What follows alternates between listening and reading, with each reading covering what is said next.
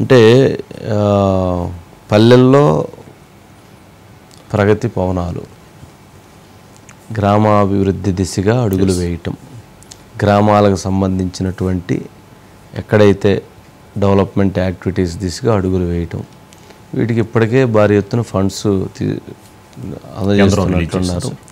దీంట్లో భాగంగా ఎవరైతే పవన్ కళ్యాణ్ గారికి సంబంధించినటువంటి టీము ఆ గ్రామాలకు వెళ్ళి అక్కడ గ్రామ సభలు నిర్వహించి ఆ గ్రామ సభల ద్వారా సమాచారాన్ని సేకరించి అక్కడ చేయాల్సినటువంటి వాటిని వాళ్ళ పర్యవేక్షణలో చేసే విధంగా ఒక కార్యక్రమం మనం చూస్తే భారతదేశంలోనే ఫస్ట్ టైం ఒక కార్యక్రమాన్ని శ్రీకారం చుట్టారు. ఆ కార్యక్రమం ఏంటి అని అంటే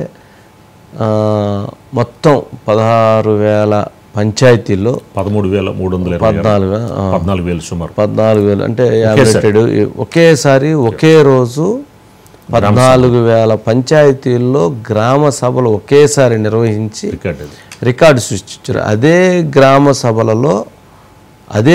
సభల్లో అక్కడ ఉన్నటువంటి ప్రజలు ఏదైతే కోరుకుంటున్నారో ఆ కోరుకుంటున్నటువంటి వర్క్స్ని ఆ కోరుకున్నటువంటి వాటిని అక్కడికక్కడ పర్యవేక్షించే విధంగా అక్కడికక్కడ వాటిని ఆ బడ్జెట్లో అలాట్మెంట్ చేసే విధంగా ఆ సమస్యలు పరిష్కరించే విధంగా ఒక ప్లాన్ని ఇచ్చేసి ఇంప్లిమెంట్ చేశారు. అంటే తీర్మానాలు చేయటం.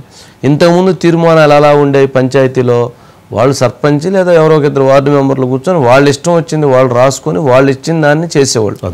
ఈసారి అలా కాకుండా పబ్లిక్గా అందరూ ఇటు పంచాయతీ సర్పంచులు, వార్డు మెంబర్లు, అట్లాగే గ్రామస్తుల సమక్షంలో నిర్ణయాన్ని తీసుకొని ఆ నిర్ణయానికి అనుగుణంగా చెయ్యాలి అనే విధంగా వాళ్ళు అడుగులు వేయటం అనేది ఒక బిగ్ అచీవ్మెంట్ కింద చూడాలి. అది జరిగింది. ఇవాళ కూడా ఎవరైతే పవన్ కళ్యాణ్ గారి స్పెషల్ సెక్రటరీగా ఉన్న కృష్ణతేజ్ గారు ఆయన స్వయంగా వెళ్ళి ఆ గ్రామ సభలన్నీ కండక్ట్ చేసి అక్కడ ఉన్నటువంటి పరిస్థితులను తెలుసుకొని దాని అదే విధంగా అడుగులు వేస్తున్నట్టు ఒకసారి బయట ఉన్నట్లు చూడండి. బయట ప్లే చేయండి. ఉందా బయట? 2 రోజుల కిందట ఉప ముఖ్యమంత్రి గారు ఒక ఇన్స్ట్రక్షన్ ఇచ్చారు. ఇలా మొగల్తూరు పెనుకొండ నేరుగా వెళ్ళి వాళ్ళ మన దగ్గరికి రావడం కాదు, మీరు వాళ్ళ దగ్గరికి వెళ్ళి వాళ్ళ సమస్యలన్నీ తెలుసుకొని దాన్ని ఒక రిపోర్ట్ లాగా తయారు చేసి వెంటనే ఇవ్వమని ఎమ్మెల్యే గారి సహకారంతో ఇక్కడ మీ అందరి సహకారంతో ఈ మీటింగ్ పెట్టడం జరిగింది. నిజంగా చాలా సంతోషం అనిపించింది. మీరు అన్ని ఒక్కొక్కటి చాలా క్లియర్ గా డంపింగ్ యార్డ్ గురించి కానీ, బజెట్ గ్రౌండ్ గురించి కానీ, సీసీ రోడ్ గురించి కానీ, కాలేజ్కి వెళ్ళే దారి కానీ, హాస్పిటల్ గురించి కానీ, అది ఇంకా సంతోషం వేసింది ఏంటి అంటే మీరు ఇంజనీరింగ్ కాలేజ్ గురించి అడిగారు, స్కిల్ యూనివర్సిటీ గురించి అడిగారు. అండ్ మీరేమి టెన్షన్ పడుతుంది, డాక్టర్ రాజు గారు ఇంకొక 10 ఏళ్ళు స్ట్రాంగ్ గానే ఉంటారు. సో మీకు ఆ భయం అవసరం లేదు. ఒక విధంగా కృష్ణతేజ్ గారు మాత్రం కావాలని పవన్ కళ్యాణ్ గారు తెప్పించుకొని అంటే స్పీడు, మనిషి యంగ్, స్పీడు, నాలెడ్జ్ ఉంది, సబ్జెక్ట్ మీద బాగా త్రూగా డెప్త్గా వెళ్తారు.